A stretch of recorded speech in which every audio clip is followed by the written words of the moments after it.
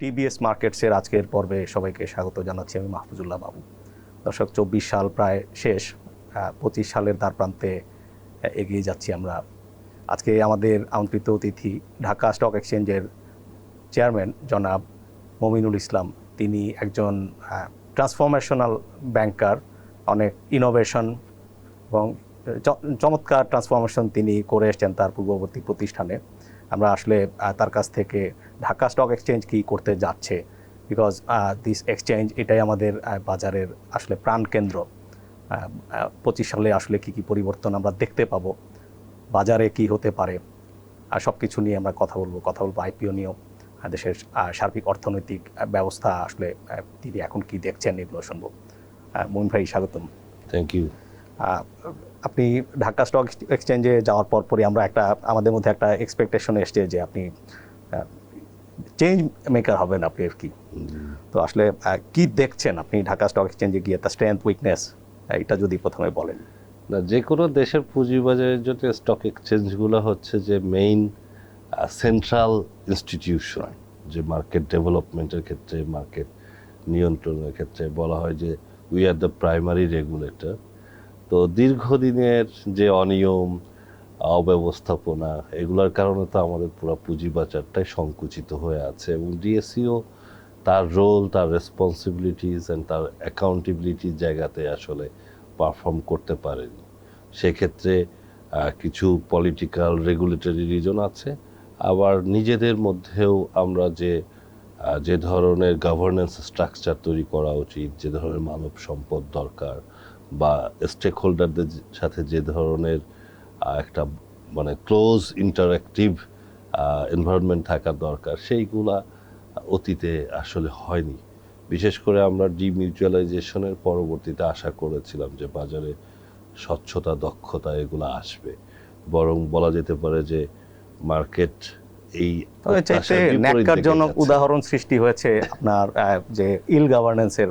In fact আমরা যা দেখেছি, স্টক এক্সচেঞ্জে হয়তো তার কাছ থেকে একটা পাওয়ার নিল নিয়ন্ত্রক সংস্থা, অবশ্যই পরবর্তীতে সেটি তারা তার চাইতে বেশি আপনার অ্যাবিউজ করেছে। এগুলোর কনসিকুয়েন্স আসলে দেখছি আমরা, যে ভালো মানুষ আসলে এই মার্কেটকে ট্রাস্ট করে না, যে বা ইনভেস্টররা যা ইনস্টিটিউশনগুলো আপনার বাজার বিমুখ, নট যে শুধু ইকোনমিক কারণে। আমরা প্রচুর ইনভেস্টরকে চিনি যারা কিনা এই যে আপনার যখন সুদের হার কম ছিল তখনও আসলে শেয়ার বাজারমুখী হননি। এক্স্যাক্টলি। এখন আসলে কি পরিবর্তন এক্সপেক্ট করছেন আপনারা, বা আপনারা কি ইনিশিয়েট করেছেন? রাইট। সো আমরা এই মুহূর্তে বলা যেতে পারে একটা ঐতিহাসিক মুহূর্তে দাঁড়িয়ে আছি। আমাদের সরকারের পরিবর্তন হয়েছে, আমাদের সিকিউরিটিজ এক্সচেঞ্জ কমিশনে সেখানেও একটা পরিবর্তন হয়েছে, নতুন চেয়ারম্যান এসেছেন, কমিশনাররা এসেছেন, এবং ঢাকা স্টক এক্সচেঞ্জের বোর্ডটাও পুনর্গঠিত হয়েছে। সো আমরা অ্যারাউন্ড 2.5 মান্থস আমাদের দায়িত্ব নিয়েছি, এবং আমরা এর মধ্যে আমাদের প্রায়োরিটিসগুলো নির্ধারণ করতে পেরেছি। ডিএসসির সক্ষমতা, স্বচ্ছতা কিভাবে আমরা তৈরি করব, সাথে সাথে মার্কেট ডেভেলপমেন্টের জন্য কী ধরনের সহায়ক ভূমিকা আমরা পালন করব। তো আমরা ভীষণভাবে আশাবাদী যে অতীতে আমরা যেরকম দেখেছি যে নিয়ন্ত্রক সংস্থা, আপনি সঠিকভাবে বলেছেন, যে তারা মার্কেটের একটা ফেলিওরের কারণে তারা নিজেরা সেখানে ইন্টারভিন করা শুরু করেছে, কন্ট্রোলটা নিজেদের কাছে নিয়ে গেছে। তার পরবর্তীতে যেটা হয়েছে যে ওনারা নিজেরা ফেল করেছে। তো মার্কেট প্লেয়াররা ফেল করলে সেখানে রেগুলেটর একটা পিউনিটিভ অ্যাকশনে যেতে পারে, নিজেরা ফেল করলে তো সেখানে আর কোনো সেকেন্ডারি সার্ভেলেন্স বড়ভাবে করেছে। এবং আসলে ফাইন্যান্সিয়াল মার্কেট সারা বিশ্বে এটা যদি তার মৌলভিত্তির উপরে না চলে, সেখানে যদি কোনো আর্টিফিশিয়াল কোনো মেকানিজম আমরা আনতে চেষ্টা করি, সেটা আসলে কোনোভাবেই কাজ করবে না। তো আশার কথা হচ্ছে যে বর্তমানে যে কমিশন আছেন, ওনারা এই ব্যাপারে ভীষণভাবে সচেতন। ওনারা চান ওনাদের দায়িত্বের যে পরিধি আছে ওখানেই ওনারা থাকতে চান। স্টক এক্সচেঞ্জের যে দায়িত্বটা আছে সেটা স্টক এক্সচেঞ্জের হাতেই ছেড়ে দিতে চান। তো সেক্ষেত্রে আমাদের দায়িত্ব বাড়ছে, আমাদের চ্যালেঞ্জটাও বাড়ছে। বাট আমাদের কারেন্ট যে বোর্ড আছে, আমি বলবো যে আমাদের শেয়ার হোল্ডার ডিরেক্টরস এবং ইন্ডিপেন্ডেন্ট ডিরেক্টরস এবং স্ট্র্যাটেজিক ইনভেস্টরের পক্ষ থেকে যারা আছেন, উই আর অল অ্যালাইন যে this is our time to make a change. এই যে সুযোগটা, এইটা যদি আমরা কাজে লাগাতে না পারি, তাহলে হয়তো আমাদের লাইফ টাইমে এরকম সুবর্ণ সুযোগ আর নাও আসতে পারে জাতীয়ভাবে So আমরা- যেটা বলা হচ্ছে। জাতীয়ভাবেই। So we are trying our best. So আমাদের ম্যানেজমেন্টকে, সো আমরা তো হয়তো গাইডলাইনটা বা ভিশনটা তৈরি করব, বাট কাজটা ট্রান্সফরমেশনের নেতৃত্ব দিবে আমাদের ম্যানেজমেন্ট। সো ম্যানেজমেন্টকে কিভাবে আমরা শক্তিশালী করতে পারি, টপ লিডারশিপ পজিশনে এই মুহূর্তে 3টা পজিশন ফাঁকা আছে, তো সেখানে কম্পিটেন্ট রিসোর্স নিয়ে আসা, অন্য জায়গাতে গভর্নেন্সের স্ট্রাকচারটাকে শক্তিশালী করা, এবং এটা যে একটা ব্যবসামুখী প্রতিষ্ঠান সেটাও এই যে অনুধাবনটাও জিএসসির মধ্যে ভীষণভাবে অনুপস্থিত। So meritocracy, performance based reward, এই জিনিসগুলো আমরা আনতে চাচ্ছি। সাথে সাথে বাজারের যে মনিটরিং অ্যান্ড সার্ভাইলেন্সের যে জায়গাটাতে ডিএসসির দায়িত্ব আছে, সেটাকেও কিভাবে কার্যকরী করা যায়। একটা পার্ট হচ্ছে টেকনোলজি, আর একটা পার্ট হচ্ছে প্রসেস।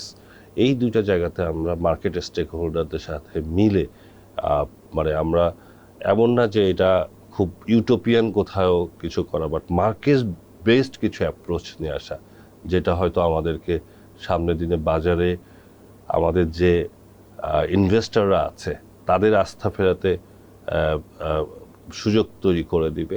সাথে সাথে যে সাপ্লাই সাইডটা, যে আমি যদি বলি যে আমাদের বাজারে এই মুহূর্তে প্রধান একটা হচ্ছে আইপিও, তো সেক্ষেত্রে আমরা দেখেছি যে দেয়ার আর মেনি ফান্ডামেন্টাল উইকনেসেস, যার ফলশ্রুতিতে ভালো কোম্পানিগুলা মাল্টিন্যাশনাল যারা আছে বা আমাদের লার্জ লোকাল কর্পোরেটস আছে, ওনারা উৎসাহিত হন না।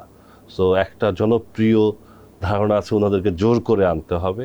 তো আমরা মনে করি যে জোর করে কোনো কিছু করালে তার ফলাফল ভালো হয় না, বরং আমাদের মার্কেট মেকানিজমটা, ইনসেন্টিভটা এমন করতে হবে যেটা ওনাদের জন্য এটা ভালো হয় এবং ওনারা এখানে আসতে আগ্রহী হয়। পরিস্থিতি এতই খারাপ ছিল যে এই যে 10% পয়েন্ট গ্যাপ কিন্তু ছিল লিস্টেড নন লিস্টেড কোম্পানি, তখনও কিন্তু আমরা আসলে আপনার যারা আসলে বাজার উপকৃত হয় বা ইনভেস্টররা খুশি হয়, এই কোম্পানিগুলো খুব কম এসছে। এক্স্যাক্টলি, এবং সেক্ষেত্রে আমরা এটাও অনুধাবন করতে ব্যর্থ হয়েছি যে আমাদের রেগুলেটরি পয়েন্ট অফ ভিউ থেকে বা মার্কেট স্টেক হোল্ডারদের পক্ষ থেকে, যে উনাদের কোন কারণে ফান্ডের প্রয়োজন হবে সেই কারণটা নির্ধারণ করে সেটাকে নিয়ে আসা, প্লাস রিস্ক বেসড অ্যাপ্রোচ না করে, মানে এমন কিছু গাইডলাইন করা হয়েছে যে যারা বিভিন্ন ধরনের ফাঁকফোকরের মাধ্যমে এখানে লিস্টেড হতে চায় তাদেরকে বাধা দেওয়ার জন্য ভালো যারা, তাদেরকে এখানে আসাটা অনেক প্রতিবন্ধকতা তৈরি করা হয়েছে, যার ফলে আইপিও প্রসেসটা অনেক lengthy, pricing mechanism is determined by the সর্বশেষ যেটা রেগুলেটর। চলছে এটা তো মানে আপনার হরিবল, যে আপনার যে আমি ওমেরার কথা বলতে পারি, জি। যে তারা মার্কেট লিডার হয়েছে আপনার এলপিজিতে। আজকে থেকে 5-6 বছর আগে যে ফরেন আপনার যারা ছিল তাদের private equity investors Right. Like এই যে এফএমও, তারা যে ভ্যালুয়েশনে তারা ইনভেস্ট করেছিল তার চাইতেও কম আসছে এখনকার ফর্মুলায়। Exactly. So this is where আমরা দেখছি যে আমাদের যখন আমরা এই যে আপনি ওমেরার কথা বললেন, সো টপ যে লোকাল বা আমাদের গ্লোবাল এমএনসিরা বাংলাদেশে আছেন, ওনাদের সাথে যখন কথা বলছি তখন ওনারা যে যুক্তিগুলো দেখাচ্ছে সেই যুক্তিগুলো এতই মানে লজিক্যাল যে মার্কেটে কেন ওনারা আসছে না লিস্টিংয়ে। তো সেক্ষেত্রে আমার মনে হয় যে এই জিনিসগুলো এতদিন ধরে আমরা কেন শুনি নাই, সেটা একটা বড় প্রশ্ন, যে তাদেরকে আনতে গেলে তো এই কাজগুলো করার দরকার।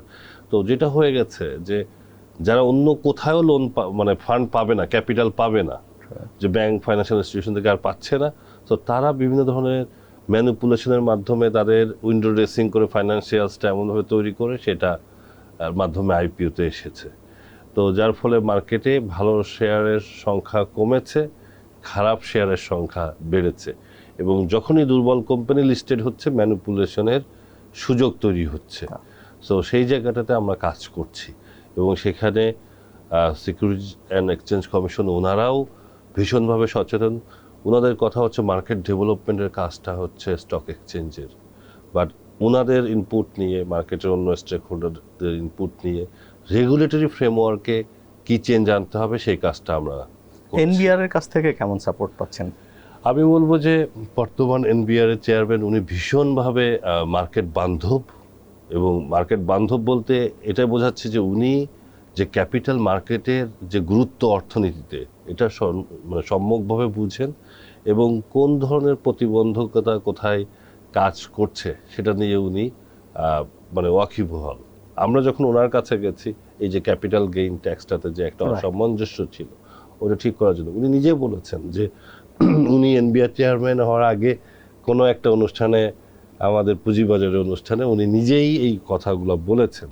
সো এক সপ্তাহের মধ্যে আমরা প্রতিফলন পেয়েছি। আমরা যেদিন ওনাদেরকে ফর্মালি রিকোয়েস্ট দিয়েছি এটাকে অসামঞ্জস্য যেটা আছে এটাকে ঠিক করার জন্যে, তো এক সপ্তাহের মধ্যে আমরা দেখেছি যে হাই নেটওয়ার্থ সেগমেন্টের জন্য আপনার ক্যাপিটাল গেইন ট্যাক্সটাকে 15% নিয়ে আসা হয়েছে, যেটা ইফেক্টিভলি 41.5% ছিল।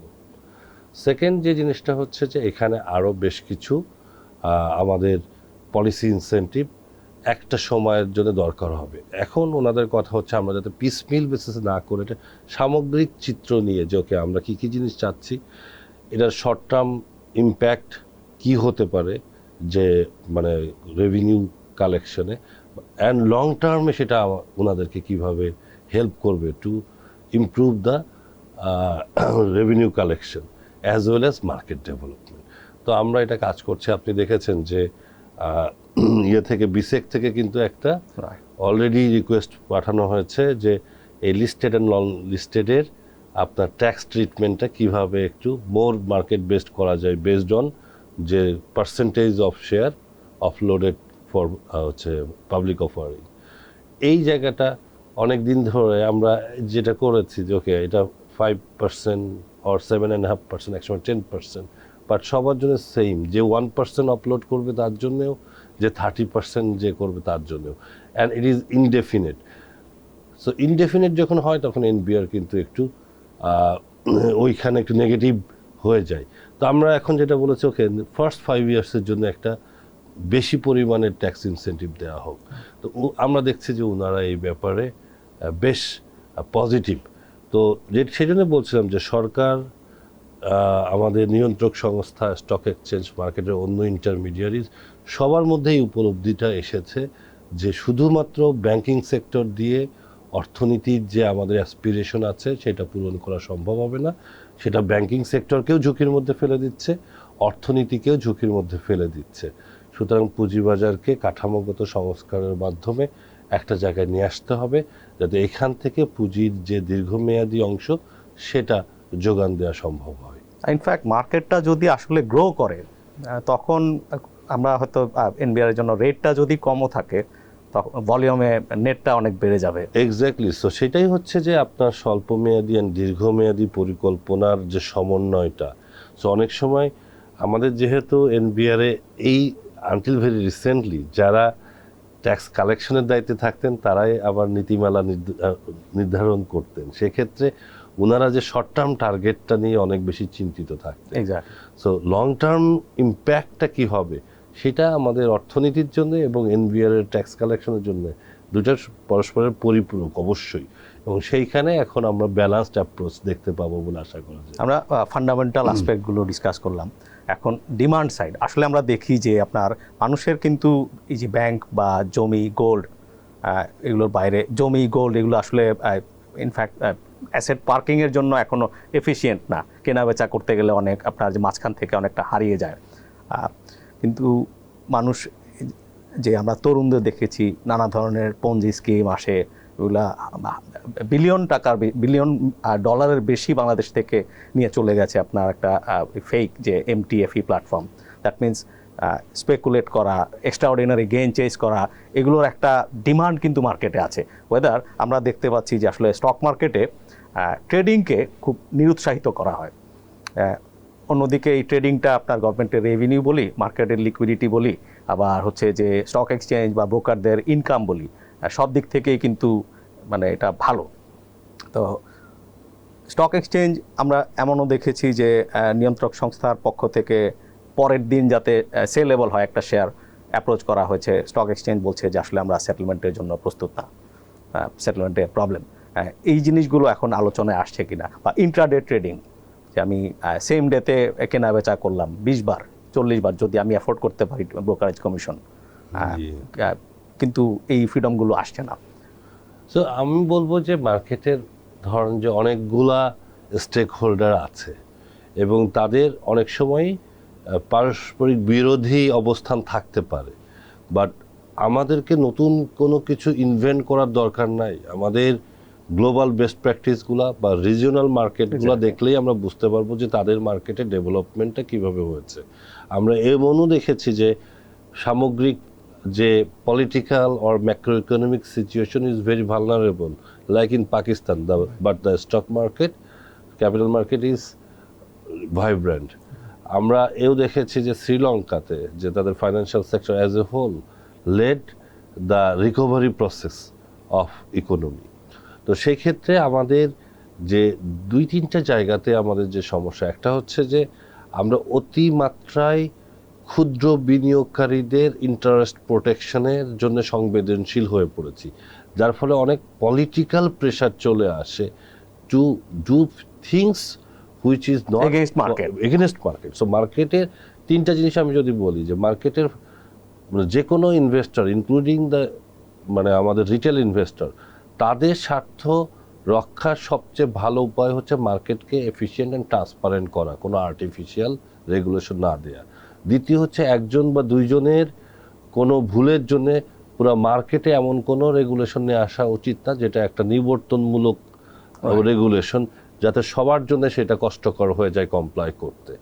থার্ড হচ্ছে যে আমাদের যে নতুন করে কোনো কিছু আবিষ্কার করার থেকে আমাদের আশেপাশের দেশগুলোতে যে ধরনের অ্যাডপশন হয়েছে, যে product diversification and market liquidity generation, সেই ক্ষেত্রে আমরা যদি সেইগুলাকে সঠিকভাবে ইমপ্লিমেন্ট করি এবং সেক্ষেত্রে communication is a big tool to make sure যারা এটার বিরোধিতা করছে তারাও যাতে বুঝে যে এই অবস্থায় যদি মার্কেট চলে কারোর জন্যই সেটা কল্যাণকর না, লাভজনক না। সেখান থেকে বের হয়ে আসতে হলে সাময়িকভাবে যদি আমার কিছু প্র্যাকটিসকে চেঞ্জ করতে হয়, সেই চেঞ্জটাকে করতে হবে। সো আমরা সবাই চেঞ্জ চাচ্ছি, সবাই বলছি ট্রান্সফরমেশন দরকার, বাট চেঞ্জটা যখন আমাকে সাময়িকভাবে কোনোভাবে কিছুটা অসুবিধার মধ্যে ফেলে দিচ্ছে, আমি সেটার বিপরীতে অবস্থান নিচ্ছি। এই মানসিকতা থেকে আমাদের সবাইকে বের হয়ে আসতে হবে। এই যে মাথা ব্যথার কারণে মাথা কেটে ফেলা, ডিরেক্ট লিস্টিং সারা পৃথিবীতেই এটা ওয়াই ডিরেক্ট লিস্টিং, যে শুধু প্রাইস ডিসকভারির জন্য আসতে পারে। তো আমাদের এখানে ডিরেক্ট লিস্টিংয়ে ওভার ভ্যালুয়েশন হয়েছে মার্কেটে, একসময় পুরো বাজারই আসলে অতি মূল্যায়িত ছিল, পরবর্তীতে ডিরেক্ট লিস্টিংটা আসলে বন্ধই করে দেওয়া হয়। তো আপনারা কি এই যেগুলো একসময় ছিল, আরও ইন্টারডে ট্রেডিং চিটাগং স্টক এক্সচেঞ্জে ছিল সেই আরও আজকে 2 দশক আগে, এই জিনিসগুলো ফিরিয়ে আনার ব্যাপারে কোনো পরিকল্পনা করছেন কিনা? অবশ্যই আমরা ডিরেক্ট লিস্টিং বলেন বা আমরা যে আপনি যে ট্রেডিং সাইকেলের কথা বলছিলেন T+1 নিয়ে আসা সেটেলমেন্ট সাইকেল, ইন্ট্রাডে ট্রেডিং, ডেরিভেটিভসকে নিয়ে আসা, দেন বন্ড মার্কেটকে অ্যাক্টিভেট করা, এই প্রত্যেকটা বিষয় নিয়ে কাজ এই মুহূর্তে চলমান আছে। সো একদিকে আমাদের টাস্ক ফোর্স, ওনাদের টিওয়ারের মধ্যে এগুলো আছে। যেহেতু এই যে কোনো পুঁজিবাজারের কেন্দ্রবিন্দুতে থাকে হচ্ছে স্টক এক্সচেঞ্জগুলো, এবং বাংলাদেশের ক্যাপিটাল মার্কেটে আসলে Dhaka stock exchange is managing the majority of the trading. তো সেক্ষেত্রে ডিএসসিরও একটা ভূমিকা এবং securities and exchange commission. So আমরা সমন্বয় করে কাজ করার চেষ্টা করছি। আমরা ইনপুটগুলো মার্কেট থেকে নিচ্ছি, আমরা পার্শ্ববর্তী দেশগুলো থেকেও শেখার চেষ্টা করছি। সো আপনারা হয়তো আগামী 6 মাসের মধ্যে এই যে ট্রান্সফরমেশনের রূপরেখাগুলো নিয়ে আরও একটু স্বচ্ছ ধারণা পাবেন। কারণ যে এখানে এখনও কিছু আমাদের অ্যাডহক হঠাৎ করে কিছু ডিসিশন না নিয়ে এটাকে কিভাবে মার্কেটের জন্য কল্যাণকর এবং যে এইখানে যে সাময়িক যে চ্যালেঞ্জগুলো আছে ইমপ্লিমেন্টেশনে, সেগুলোকে কিভাবে আমরা যে মিটিগেশন করতে পারি সেটাকে মাথায় রেখে করতে চাই, যাতে মার্কেট আবার প্যানিক না হয়ে যায়। সো পুঁজিবাজারে একটা জায়গা আমাদের মাথায় রাখতে হবে যে সংস্কারই আমরা করি না কেন, মার্কেটের কারেন্ট যে একটা ডাইনামিজম আছে সেটা যদি খুব বেশি ডিসরাপ্টেড হয়, মার্কেটে প্যানিক ক্রিয়েট হয়, তাহলে সংস্কার কার্যক্রমগুলো কিন্তু বাধাগ্রস্ত হবে। there will be a huge pressure on the regulator and intermediaries to adopt few things which is counter productive or আমাদের লং টার্মে মার্কেটকে আবার ড্রপ করে ফেলবে। তো সেই জন্যে আমরা ওই জায়গাটাতে একটা সতর্ক এবং একটা অবস্থান নিচ্ছি যাতে মার্কেটের যে ইনভেস্টর আছেন বা অন্য ইন্টারমিডিয়ারিরা আছেন তারা হঠাৎ করে প্যানিক না হয়ে যান, তার কনফিডেন্সটা ধরে রেখে ট্রান্সফর্মটা করা। সো ইট ইজ, আপনি দেখেন যে ব্যাংকিং সেক্টরে আমরা জানতাম অনেকগুলো ব্যাংকে সমস্যা আছে, বাট আমাদের ডিপোজিট হোল্ডার্সরা কিন্তু মানে প্যানিক ছিল না।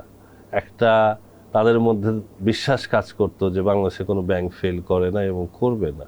বাট পরবর্তীতে যখন আমরা দেখেছি যে এটা নিয়ে আমরা মানে কমিউনিকেশনগুলো আসলো যে 11টা ব্যাংক ভার্চুয়ালি ব্যাংকরাপ্ট, তাদের মধ্যে আতঙ্ক সৃষ্টি হলো। সো আমাদের কমিউনিকেশনগুলো এমনভাবে স্টেজড হওয়া উচিত যখন আমি prepared to combat that kind of a হচ্ছে প্যানিক, যে ওকে আমি এই কাজটা করতে যাচ্ছি তাতে মার্কেটে এই সমস্যাটা হবে, বাট আমরা এটার বিপরীতে এই কাজটা করছি যাতে এই সমস্যাটা একেবারে দূরীভূত হয়, তখন কিন্তু মার্কেটে কনফিডেন্স পাবে। এবং আমরা দেখছি যে সামগ্রিকভাবে যে কাজগুলা অর্থনীতির জন্য করা হচ্ছে সেটার একটা প্রতিফলনও কিন্তু পুঁজিবাজার পাবে, সেটার মানে সুফলও পুঁজিবাজার পাবে। দেশ থেকে যেভাবে টাকা পাওয়া উচিত আসলে বিশ্বাস, এই যে সার্ভে হয় প্রত্যেক বছর ইনভেস্টরদের, আমরা কয়েক বছর পরপর দেখেছি, এর মধ্যে একটা স্পেসিফিক আমরা হেডলাইন করেছিলাম যে আসলে ইন্টিগ্রিটি হচ্ছে এই ক্যাপিটাল মার্কেটের সবচেয়ে বড় সমস্যা। মানুষ যদি পেছন ফিরে দেখে যে বন্ডের টাকা দেয় না দেশের একটা টপ কনগ্লোমারেট, তারপরে হচ্ছে আর ইকুইটি নিয়ে যা, তো এগুলো আর কথা বলার, তো তারা বিশ্বাস করে না যে আসলে এখানে ইন্টিগ্রিটি আছে। তো এই জায়গা থেকে ইমপ্রুভমেন্টটা ডেফিনেটলি আসলে।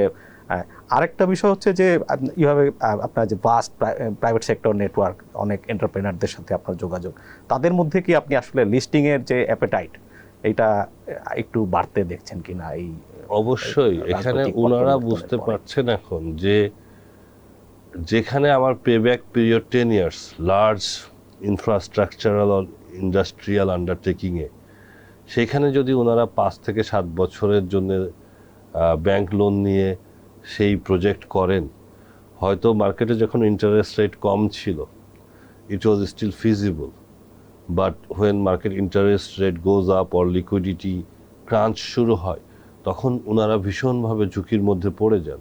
প্রজেক্ট যখন কিছু ডিলে হয় তখন ওনারা ভীষণভাবে ঝুঁকির মধ্যে পড়ে যান। সো এইটা ওনারা মেইন যে ওনাদের জন্য অ্যাট্রাকটিভ পয়েন্ট ছিল যে ওকে আমার এখন 1,000 কোটি টাকা উঠাতে হবে, একটা সিন্ডিকেটেড অ্যারেঞ্জমেন্টের মাধ্যমে ব্যাংকিং সেক্টর থেকে এইটা ম্যাক্সিমাম 6 মাসের মধ্যে ওঠানো সম্ভব নতুন প্রজেক্টের জন্য, আর এক্সিস্টিং বিএমআরির জন্য 2 মাসের মধ্যে সম্ভব। সেক্ষেত্রে পুঁজিবাজারে এটা মানে এভারেজ 2 বছর। তো সেই জায়গাটা যদি আমরা ঠিক করতে পারি, আর যেটা বললেন যে প্রাইসিং মেকানিজম, তাহলে ওনাদের মধ্যে এই রিয়ালাইজেশন এসেছে যে পুঁজিবাজারে ওনাদেরকে আসতে হবে। সেকেন্ড, আপনি যদি দেখেন যে আমাদের মানে এই যে ব্যাংকিং সেক্টর ক্রাইসিস কিন্তু অনেক দেশে হয়েছে এবং সেটাকে রিজলভ করার জন্য পুঁজিবাজারের সহায়তা নেওয়া হয়েছে। আমাদের যে মানে ডেট বার্ডেন রেশিও অনেকের জন্য এখন অনেক বেড়ে গেছে এই কোভিড পরবর্তী সময়ে, যেটা হয়েছে যে তাদের মানে লোনের পরিমাণ বেড়েছে ইকুইটির তুলনায়। সো ডেট সার্ভিসিংটা তাদের জন্য ডিফিকাল্ট হচ্ছে। So part of the debt must be converted into equity. So সেই ক্ষেত্রে ব্যাংকিং সেক্টরের সহযোগিতা এটা বিভিন্ন দেশে করা হয়েছে।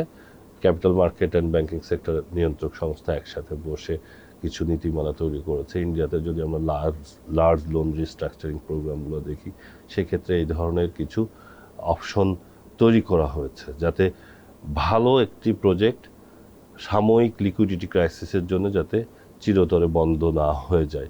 তো সেই জায়গাটাতেও কাজ করার সুযোগ আছে। অনেক আসলে উদাহরণ আছে যে করোনার সময় বা 1 বছর যদি আসলে রেভিনিউ স্ট্রিমটা পিছিয়ে যায়, পরবর্তীতে তারাই ধাক্কা সামলাতে পারে না, এবং তাদেরকে নতুন করে বড় করতে হয়, বার্ডেন আরো বাড়াতে হয়, এগুলো আমরা দেখেছি। আমরা সেকেন্ডারি মার্কেটে আসি, যে আমরা বলতে পারি 24 সাল যেটা চলে গেল, এটা আসলে আগের কয়েক বছরের পুঞ্জীভূত আপনার যে সমস্যা বা পাপের প্রায়শ্চিত্ত বলতে পারি আমরা, এটা আসলে শেষ পর্যন্ত যে ক্ষুদ্র বিনিয়োগকারীদের বাঁচানোর জন্য নানা রকমের র্যাডিক্যাল যে সমস্ত মেজার্স নেওয়া হয়েছিল, তারাই ভুক্তভোগী হচ্ছেন সবচেয়ে বেশি। তো 25 সালটা কেমন এক্সপেক্ট করছেন সেকেন্ডারি মার্কেটের জন্য? সো আমরা যেটা বলতে পারি যে আমি যেটা বলছিলাম যে জুন মাসের মধ্যে আপনারা দেখবেন যে যে আমাদের শর্ট টার্ম যে মেজার্সগুলো আছে ট্রান্সফরমেশনের বা রিফর্মের, সেই কাজগুলোর একটা মেজর পার্ট সম্পন্ন হবে। তো সেক্ষেত্রে আমাদের প্রত্যাশা যে সেকেন্ড হাফ 2025-এ আমাদের মার্কেটে, সেকেন্ডারি মার্কেটে একটা পজিটিভ ইম্প্যাক্ট আশা করা যায়। ইলেকশনের অ্যানাউন্সমেন্ট, ইলেকশনের বিষয়টা আছে। আপনি যদি দেখেন 2023 বা 24-এ এশিয়ার ফ্রন্টিয়ার মার্কেটের সবারই পারফরমেন্স মোটামুটি মোটা দাগে ভালো ছিল, এই বছরটা তো খুবই ভালো গেছে। তো সেক্ষেত্রে বাংলাদেশ সেখান থেকে ডিফারেন্ট হওয়ার কারণ নাই। শুধুমাত্র আমাদের যে সমস্যাগুলো ছিল, এটা মেইন জায়গাটা হচ্ছে রেগুলেটরি সাইড। তো রেগুলেটরি সাইডে আমরা এটুকু আস্থা আমাদের এসেছে যে আমাদের সিকিউরিটিজ অ্যান্ড এক্সচেঞ্জ কমিশন আর এই ধরনের হঠকারী সিদ্ধান্তের মধ্যে যাবে না, যেটা মার্কেটের ফান্ডামেন্টালটাকে পুরাপুরি ধ্বংস করে দেয়। সেকেন্ড হচ্ছে যে আমাদের বিনিয়োগকারীরা অনেক দিন ধরে হয়তো অপেক্ষা করছেন যে কি হতে যাচ্ছে মার্কেটে। সো যিনি পুঁজিবাজারে বিনিয়োগ করেন তিনি কিন্তু এই পুঁজিবাজারেই থাকতে চান। সো এই যে তাদের একটা সময় পার হয়েছে, ইনভেস্ট করছে না, they will definitely come. So মার্কেটে এই প্রত্যেকটা ট্রিগার পয়েন্ট একসাথে যখন আসে তখন সেটার একটা পজিটিভ মুভমেন্ট আসে। বাট আমরা একই সাথে এও চাই না যে সাপ্লাই সাইডটা যদি খুব উইক থাকে আর ডিমান্ড সাইডটা যদি পজিটিভ মোমেন্টামে চলে যায়, বাজার অতি মূল্যায়িত হতে পারে। সেই সুযোগটা নিয়ে অনেকে এমন কিছু মার্কেট হাইপ তৈরি করতে পারে যাতে আমাদের ক্ষুদ্র বিনিয়োগকারীরা তখন পরবর্তীতে, যেটি একসময় আমরা দেখেছি 10 সালে 9 সালে, এবং ওই সময় যে ধরনের কথাবার্তা বলা হয়েছে, মানে ফান্ডামেন্টাল ঠিক না থাকলে আমি যদি একটি মানে যত বহুতল ভবনই তৈরি করি এটা কিন্তু টিকে থাকবে না। সো ফান্ডামেন্টালসটা ঠিক করে আমাদেরকে মার্কেটে বিনিয়োগকারীদেরকে ইয়ে করতে হবে, যে দাওয়াত দিতে হবে, ইনভাইট করতে হবে।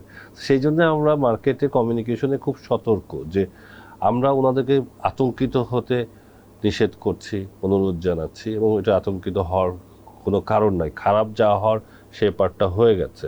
বাট একই সাথে আমরা বলতে চাই না যে আগামীকাল মার্কেট খুব ভালো হয়ে যাবে যাতে সবাই মার্কেটে টাকা নিয়ে চলে আসে। সো বিনিয়োগকারীরাই নির্ধারণ করবেন যে কোন সময়টা সঠিক সময়। আমরা শুধু এটুকু বলতে পারি যে সেই সময়টা হয়তো বেশি দূরে না, এবং সেই জায়গাটাতে ওনারা যে কোনো বিনিয়োগই করে থাকেন না কেন যেন বুঝে শুনে করেন। আর আমি যদি ফান্ডামেন্টালের জায়গায় বলি যে ক্ষুদ্র বিনিয়োগকারীদের কিন্তু বিনিয়োগের প্রধান জায়গাটা হচ্ছে মিউচুয়াল ফান্ড, ওইটা নিয়েও আমরা কাজ করছি, এবং ওইখানটা আমরা ভীষণভাবে এটা ডিস্ট্রয়েড হয়ে গেছে, এটা একদম টোটালি ক্রিপল্ড হয়ে গেছে।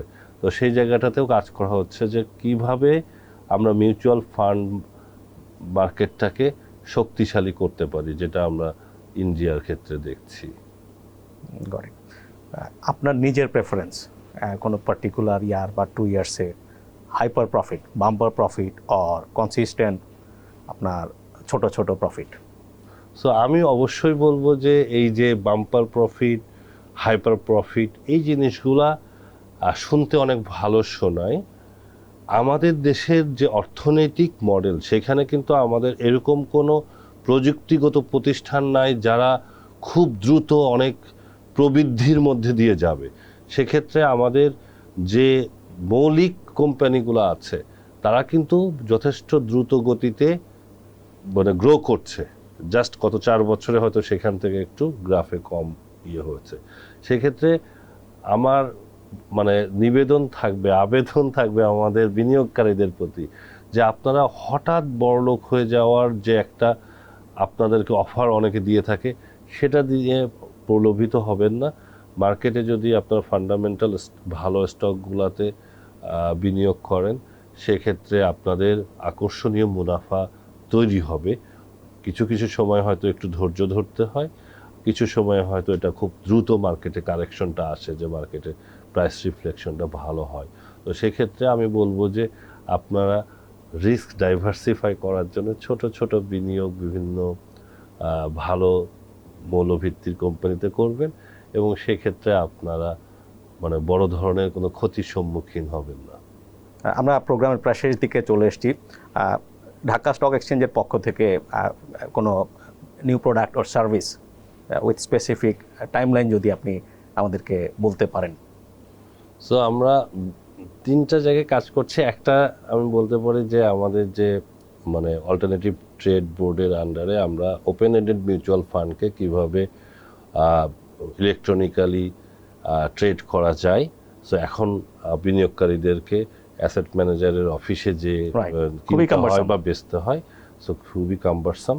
তো এইটাকে আমরা একটা ওয়েব বেসড প্ল্যাটফর্ম তৈরি করছি। এটার রিকোয়ারমেন্ট অ্যানালিসিসটা হয়ে গেছে, তো এটা আমরা আগামী 3 মাসের মধ্যে আশা করছি আসবে। আর একটা জায়গায় আমরা চেষ্টা করছি, এটা অবশ্য বিনিয়োগকারীদের থেকে আমাদের মার্কেট ইন্টারমিডিয়ারিদের জন্য, যে আমাদের যে ব্যাক অফিস সলিউশনটা আছে সবাই বিভিন্ন ভেন্ডর থেকে নেয়। ডিবিএ থেকে আমাদেরকে একটা প্রস্তাবনা দেওয়া হয়েছে যে জিএসসি যদি একটা সলিউশন তৈরি করে বা এক্সিস্টিং কোনো Unified হবে সেটা। ইউনিফাইড হবে, সেক্ষেত্রে মার্কেটের প্রসেসটা অনেক ফাস্টার হবে। এবং সাথে সাথে আমরা ইন্টিগ্রেটেড যে ক্লিয়ারিং অ্যান্ড সেটেলমেন্ট প্রসেসটা, এটা নিয়ে কাজ করছি, যাতে আপনি যেভাবে বললেন যে ইন্ট্রাডে বা T+1 সেটেলমেন্টের যে বিষয়টা, সেটা যাতে খুব আপনার এফিশিয়েন্টলি করা যায় এবং সেই ক্ষেত্রে ইনহেরেন্ট যে রিস্কগুলো আছে সেগুলোকে আমরা যাতে মিটিগেট করতে পারি। তো আমরা আশা করছি যে এইগুলো 3 থেকে 6 মাসের মধ্যে হয়ে গেলে মার্কেটের যে এফিসিয়েন্সি ফ্যাক্টরটা সেটা অনেক বৃদ্ধি পাবে। রাইট, আমরা হোপফুল যে you can make it happen. আপনাকে অসংখ্য ধন্যবাদ আমাদের স্টুডিওতে সময় দেওয়ার জন্য। ধন্যবাদ। অ্যান্ড আমি আমাদের যে দর্শকরা আছেন তাদেরকে বলবো যে 2025 সালটা আশা করা যায় যে পুঁজিবাজারের জন্য আশাব্যঞ্জক হবে এবং আপনারা আমাদের সাথেই থাকবেন। Thank you. দর্শক, ঢাকা স্টক এক্সচেঞ্জের চেয়ারম্যান জনাব মমিনুল ইসলাম, তার কাছ থেকে আমরা ঢাকা স্টক এক্সচেঞ্জে কী কী পরিবর্তন আসতে পারে, আসলে এই পরিবর্তনগুলো খুব দরকার। যে অন্যান্য পুঁজিবাজার যতটা এগিয়েছে, স্টক এক্সচেঞ্জ আমাদের এখান থেকে একটা এনাবলার হিসেবে কাজ করতে পারে। তিনি 2025 সাল সম্পর্কে এখন যে একটা সংস্কার প্রক্রিয়া চলছে, ট্রাস্ট বিল্ডিং চলছে ফাইন্যান্সিয়াল সিস্টেমের উপরে, তার সুফল তিনি দেখতে পাবেন। আর স্পেসিফিক কয়েকটা অ্যানাউন্সমেন্ট তিনি একদম শেষ পর্যায়ে এসে আমাদের দিয়েছেন, যে ওপেন এন্ড মিউচুয়াল ফান্ডগুলো যাতে ট্রেডেবল হয়, নিশ্চয়ই সেখানে একটা বিগ বুস্ট আমরা দেখতে পারি যদি ফান্ড ম্যানেজাররা ইনভেস্টরদেরকে অ্যাট্রাক্ট করতে পারে। আমাদের অনুষ্ঠানটি ভালো লাগলে লাইক করবেন, শেয়ার করবেন।